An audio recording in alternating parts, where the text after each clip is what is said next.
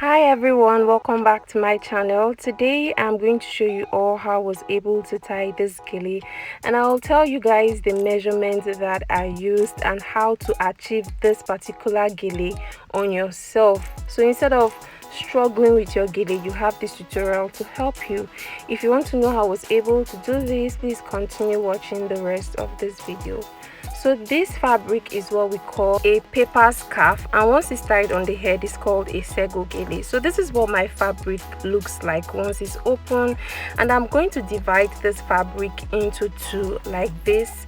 And once that is done, once I've gotten the middle, I'll divide the middle again into two to get like 1/4 of the fabric. And once that is done, I'm going to place my hand at this 1/4 part and then at the half part of the fabric, which is the middle, and then I'm going to fold the fabric by the edge like this. I'm just going to fold it so that once I place it on my head it would actually look neat. And once that is done, I'm going to start making pleats. So for this particular video I made about 4 pleats. And then for the measurement of the gele, which is the width and the length, I'm going to drop that on the screen so that you guys can see it. But while tying the gele, my measurement was 80 to 20. So one hand needs to be really short and the other hand needs to be really long. So that's how it goes basically. So I'm going to trace the pleats down towards the left hand side and also the right hand side of my head, and then open the back of the gele like this just for flexibility. And once that is done, I'm going to trace the pleats on the short hand side of the fabric like this, and also on the long hand side of the fabric, just so that my pleats and the gele will actually look clean once I'm done tying.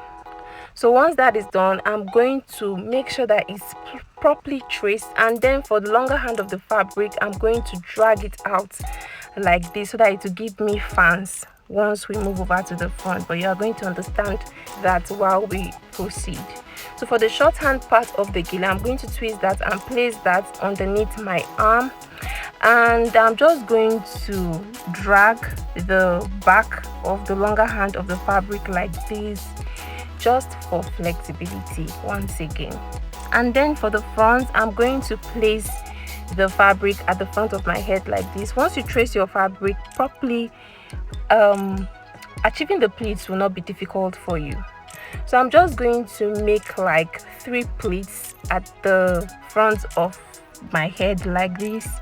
And since I am the one holding this gele by myself, because it's quite easier when you're tying on someone and someone is holding everything down for you, but I'm doing all of this by myself and it's quite tedious, I'm not going to lie. But at the end of the day, I was actually able to achieve what I wanted, so you can achieve that too. So I pinned the 3 pleats that I initially made, and then once that was done, just to secure the gele properly, and as you can see, the short hand part of the gele is still underneath my arm. So I'm just tracing my pleats from the back of my neck to the middle of my head, from the back to the middle of my head. So from the back of your neck, you want to make sure that your pleats are actually really small. And then once you're at the front of your head, you need to make sure that your pleats are big. So once you pick small from the side of your neck and you are reaching the middle just like this, increase the space in between the pleat. So from the side of your neck, small, and then once you reach the middle, increase the space of the pleats. And like I said before, I'm the one tying everything on myself, so once it's necessary for me to pin, I go in with my pins. I don't joke with pinning at all, especially when it comes to tying a fan or Sego Gele. You actually really need hands to help you doing it, or you need your pins, and everything needs to be as secured as possible.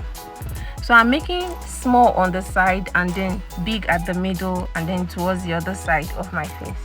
So at this point, I'll start arranging my pleats properly just so that I can make my fan pleats.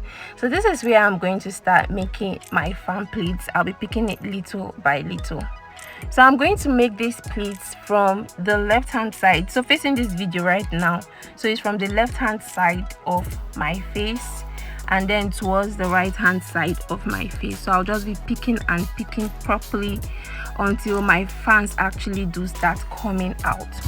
So do not also play with tracing your pleats. So if you have like 8 pleats on one side, I know it can be really tedious, but if you have like 8 pleats on one side, make sure that the middle is also 8.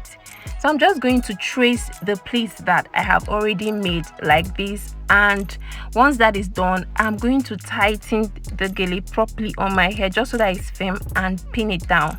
So for this particular video, I pinned this like 2 times because I didn't want to hear any story like maybe my gele falling or something. So I pinned like twice, and almost throughout, at every point where it was necessary for me to pin, except on the pleats, I actually did go in with my pins twice. So this is just me pinning at every point where I know that it is necessary, and this is me again just making my fan pleats. So like I said, I'm making the pleats from the left hand side of my face and then towards the right hand side of my face. So what you have to do is, for the upper part of the pleat, make sure that the space in between is very big, and then when you get to the lower part of the pleat, which is the downward part of the pleat, make sure that the space is actually really small. So for the upper part, make sure it's big, and then when you get to the lower part of the pleat, make sure that it's very small. That's the only way that your fans can actually come out really nice and beautiful. So at every point where I needed to place pins, I actually did go in with pins. So this is just me tracing the fan pleats properly and then creating them in such a way that it would actually come out really beautiful and nice. So I tried as much as possible to place the fan pleats on top of each other, and like I said before, it wasn't that easy, but if I can do it, I mean, why not? You can do it as well. So just make sure that everything is firm. And then I forgot to mention that once you're making your fan pleats, the shorter part of your gele, the short hand of your gele, should go to the back just so that you can trace the pleats properly.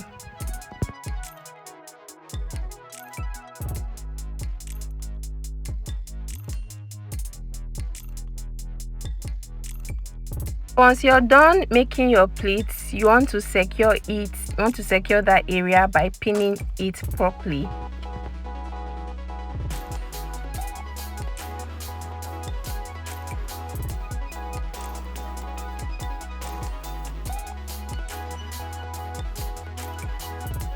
So guys, once I'm done pinning that area, you can actually pin twice. Once you're done pinning, just pick the remaining hand of that fabric again and then turn it over like this. Just wrap it over the pleats that you have made, just like this, and then place one hand on the pleats that you have made just so that it doesn't unravel. So just twist the remaining hand of the fabric to the back of your head still and pin everything properly.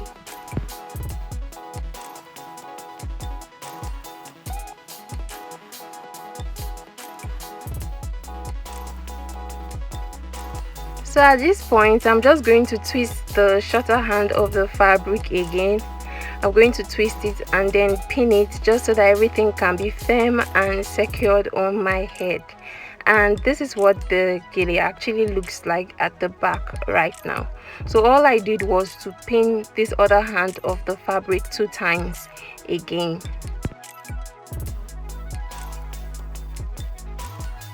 So guys, this is what we have, and I pulled the gele to the back a little bit just so that the gele can be more beautiful and so that my hairs can show. So I'm just arranging the pleats properly according to how I want my pleats to be. So you can actually pin at different areas where you want your gele to be pinned. You can actually pin, and at every point where you want your gele to be secured, you can actually pin still. So for the side of the gele, I'm just going to pull that out a little bit and form a little fan pleats by the side like this. You can see just 2 by the side right there. So this is just me beautifying the gele just so that it comes out more beautiful and nice. And also remember that the tip of your gele has to be round all the way to from the left hand side and also to the right hand side.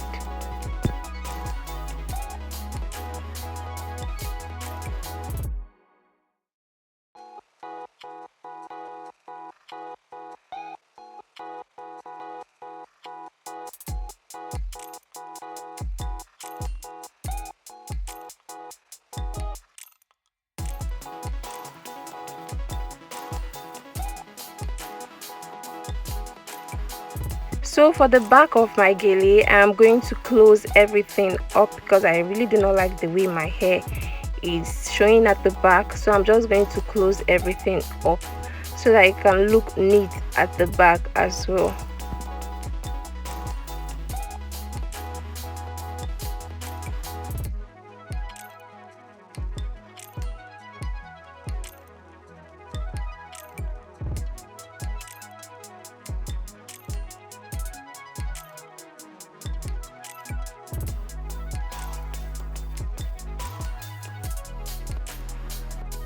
So this is what the gele looks like at the back right now. You could actually ask somebody to arrange it for you properly just so that it looks neater than what mine is looking like. So for some places where I used pins, I had to remove the pins. Just the places where I needed like a helping hand or something, so I had to remove the pins because they were no longer needed. So thank you guys so much for watching this video. This is what the gele looks like at this point. I do hope that you enjoyed every bit of this tutorial. If you did, please do not forget to give this video a thumbs up, like, subscribe and share, and also turn on your notification button so that each time I post you get a notification and you'll be the first to know. I love you guys so much, and my name remains Lizzie. I'll see you all in my next